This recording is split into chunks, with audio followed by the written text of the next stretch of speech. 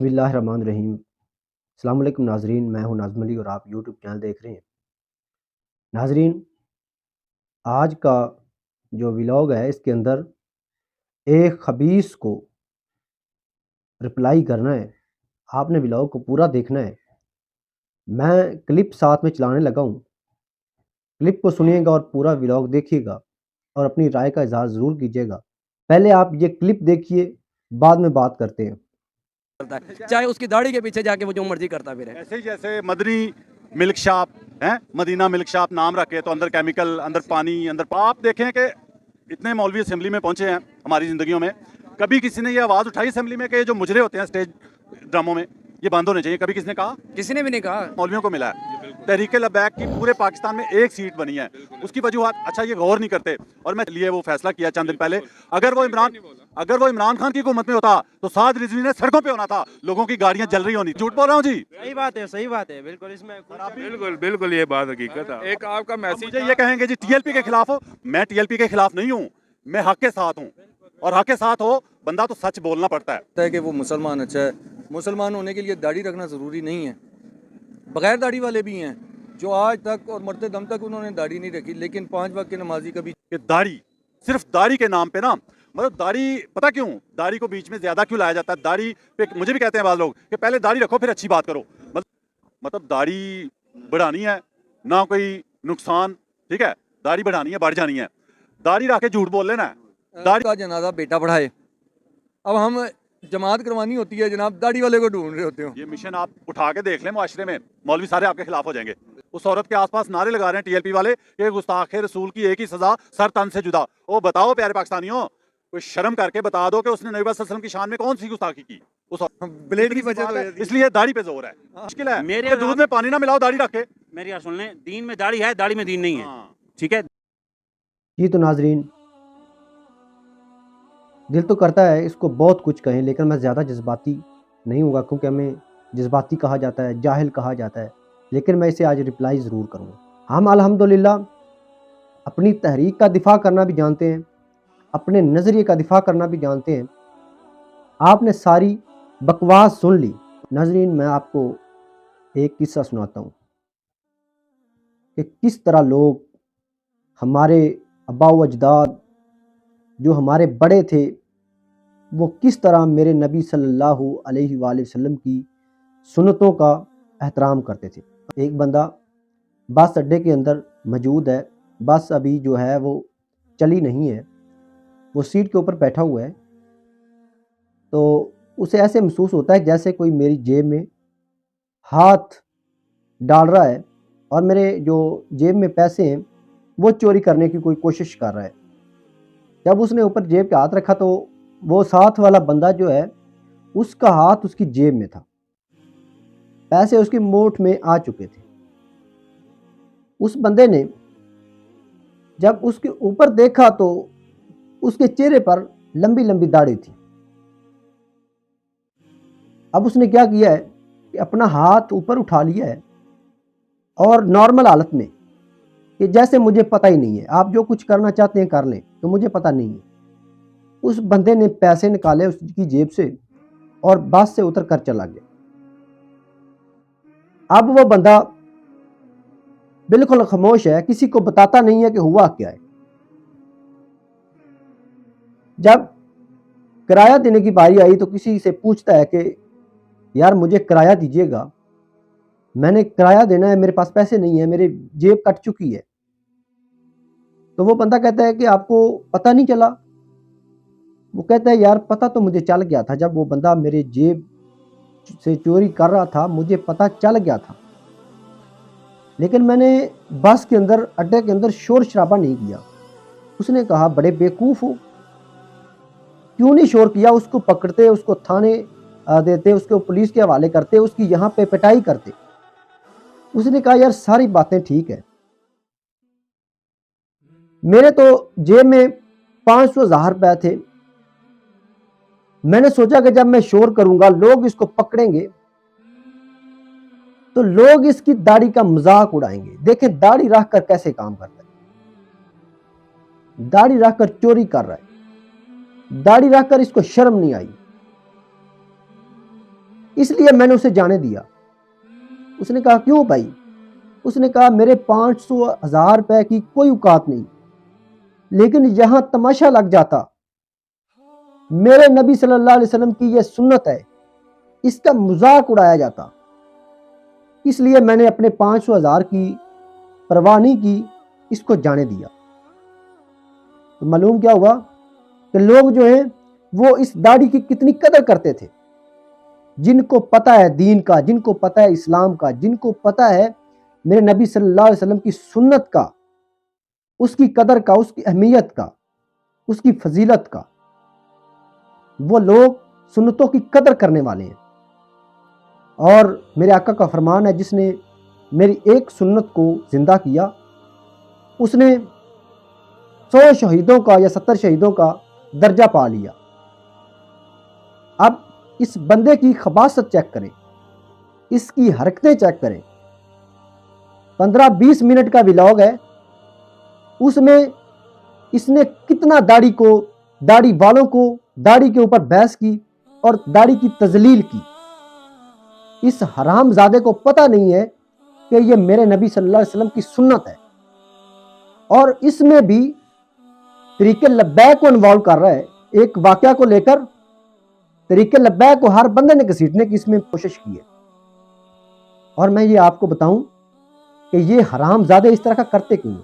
ان کو پتہ ہے کہ طریق لبیک کے جو نوجوان ہیں وہ سوشل میڈیا کے اوپر ایکٹیو ہوتے ہیں، اور ہمارے ویوز اور ہماری جو شہرت ہے اس میں مزید ہوا آئے گی، اور ہم جو ہے مزید لوگوں کی سامنے آئیں گے، مشہور ہوں گے، ہمارے مزید جو ہے ہمارے اوپر کوئی بات کرے گا، ہمارا مزید گڈی جو ہے اوپر جائے گی۔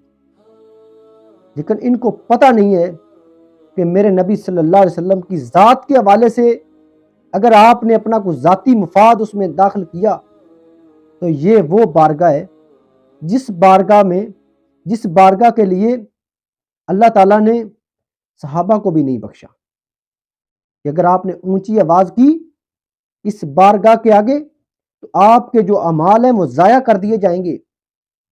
لیکن اب جو بھی اٹھتا ہے میرے نبی کی سنت کی تذلیل کرتا ہے، مولوی کے تذلیل کرنے کی کوشش کرتا ہے، داڑھی کی تذلیل کرنے کی کوشش کرتا ہے، جو میرے نبی صلی اللہ علیہ وسلم کی منبر کے وارث ہیں، علماء ہیں، ان کی تذلیل کرنے کی کوشش کرتا ہے، اور اوپر سے کہہ رہا ہے کہ مولویوں کو دیکھیں سیٹ نہیں ملی۔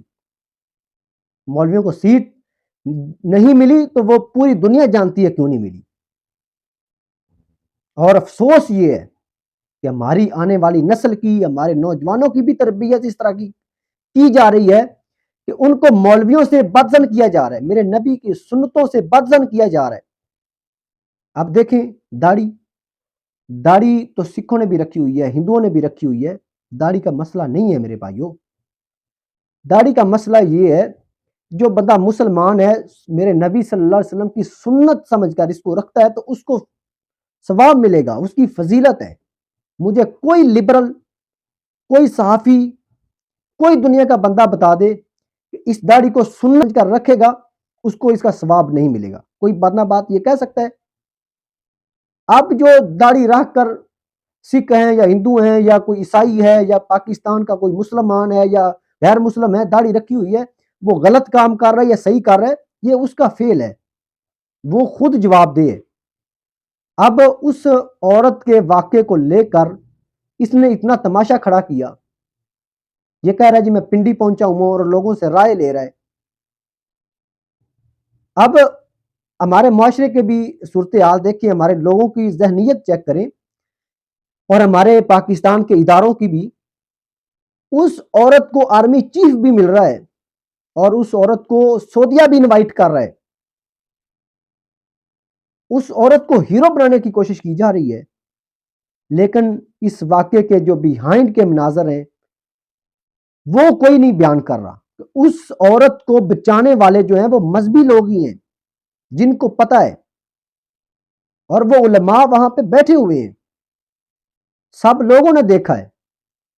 30-35 منٹ کا جو دورانیہ ہے وہ عام انہی لوگوں میں سے ہی اس عورت کو بچایا ہے لوگوں نے۔ اس پولیس والی کو بھی ہیرو بنا دیا، لیکن جنہوں نے 30-35 منٹ اس عورت کو بچا کے رکھا، اس کو اس کا کوئی ذکر نہیں کر رہا, اس کو کوئی اپریشیٹ نہیں کر رہا. اور اس کے بعد وہ سارا الزام یہ خبیث, یہ حرام زادہ لگا رہے کہ وہ طریقے لبیک والے تھے, وہ سر تن سے جدا کے نعرے لگا رہے تھے.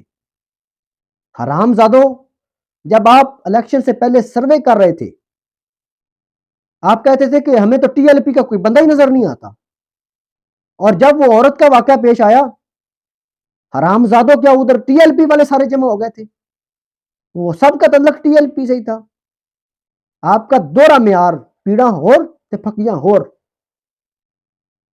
آپ نے کہا داڑھی نہیں رکھی ہوئی تو اس کے پیچھے میرے نبی کی سنت کی کیوں تذلیل کر رہے ہو؟ آپ نے کسی مولوی نے, کسی علماء نے آپ کو جبرن کہا ہے کہ آپ داڑھی رکھو نہیں تو آپ کو قتل کر دیا جائے گا؟ کوئی شرم ہوتی ہے, کوئی حیا ہوتی ہے. ہماری جو روایات ہیں, جو ہمارا نظریہ ہے, جو مسلمانوں کے لیے ایک ملک حاصل کیا گیا تھا, اس ملک کے اندر کیسے لبرل اینکر اور لبرل صحافی اور لبرل سیاستدان اور لبرل ملا وہ کس طرح اس نوجوان نسل کو بدزن کر رہے ہیں دین سے, علماء سے, قرآن مجید سے. اب وہ اس میں بھی یہ بھی کہہ رہے ہیں جی قرآن مجید ویسے لوگ پڑھتے ہیں, ترجمے کے ساتھ نہیں پڑھتے. دیکھیں, پاکستان ہو یا کوئی دنیا کا ملک, سارے لوگ پڑھے لکھے نہیں ہوتے.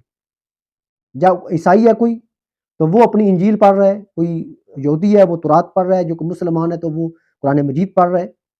اب کسی بندے کو اردو نہیں آتی, اس کا ترجمہ نہیں آتا, آپ کیا ثابت کرنا چاہتے ہیں کہ وہ جو ہے وہ نہ پڑھے, قرآن مجید بھی نہ پڑھے؟ کیا قرآن مجید کا ایک لفظ پڑھنے سے 10 نیکیاں نہیں ملتی؟ کس طرف آپ نوجوان نسل کی ذہن سازی کس طرح کی کر رہے ہیں؟ کیا کرنا چاہتے ہیں آپ لوگ؟ اوپر سے ہمارے لوگ, ہمارا معاشرہ, ہماری عوام, وہ بھی اس طرح کے لوگوں کو اپریشیٹ کر رہی ہے. سیاسی ایک بندہ اپنے آپ کو کسی سیاسی جماعت کے ساتھ منسلک کرتا ہے, پھر اس کی جماعت کے ساتھ جو لوگ منسلک ہوتے ہیں وہ بندہ پھر چاہے وہ دین کے اوپر بکواس کرے, چاہے علماء کے اوپر بکواس کرے, وہ کہتے ہیں چلو جی یہ فلانے لیڈر کو تو سپورٹ کرتا ہے نا, اس کی آڑ میں جو کچھ چاہے یہ کرتا رہے. لوگ چیک کرتے ہیں کہ یار یہ امام مسجد, ہمارا خطیب, ہماری مسجد کا امام بننے کے قابل ہے یا نہیں, پھر اس کو امام بنایا جاتا ہے, خطیب بنایا جاتا ہے, پھر اس کے پیچھے جا کر نماز پڑھی جاتی ہے. یہ سب لوگ ہمیں بدزن کر رہے ہیں, ہماری نسل کو بدزن کر رہے ہیں. سوچیں, ہوش کے ناخن لیں, خدا را ان چیزوں کو سوچیں آپ. اور الحمدللہ میں یہ آپ کو بتاتا چلوں ناظرین کہ جو کوئی اس پلیٹ فارم سے بھی تحریک کے اوپر یا اسلام کے اوپر حملہ کرے گا, الحمدللہ اگر کوئی یوٹیوب پہ کرے گا تو ہم جیسے غلام حاضر ہیں ان کو جواب دینے کے لیے. اگر کوئی دوسرے سوشل میڈیا, ٹک ٹاک ہو یا سنیک ہو یا کوئی بھی ہو, وہاں پہ کوئی بکواس کرے گا, الحمدللہ ہمارے شیر ادھر بھی موجود ہے. کہنا چاہوں گا, خاص کر اس بندے کو کہنا چاہوں گا کہ اپنی ماں سے پوچھ کہ وہ بتائے کہ تو حلال کا ہے یا حرام زادہ ہے, کیونکہ یہ رب کے قرآن کا فیصلہ ہے. جو نبی صلی اللہ علیہ وسلم کے بارے میں بکواس کرے گا یا میرے نبی صلی اللہ علیہ وسلم کی سنت کے بارے میں بکواس کرے گا, وہ حلال کا ہو ہی نہیں سکتا. یہ قرآن کا فیصلہ ہے. ترجمے کی بات کرتے ہیں تو پھر پڑھ لیجئے ترجمہ. اللہ تعالیٰ خود فرماتا ہے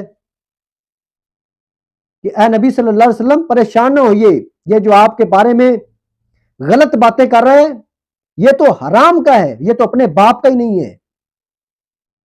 پڑھ لیجئے قرآن مجید کا ترجمہ. آپ ہم سے سخت باتیں, پھر آپ کہتے ہیں جی یہ سخت باتیں کرتے ہیں. ہم سخت ہیں تو الحمدللہ دین کے لیے, نرم ہے تو پھر بھی دین کے لیے.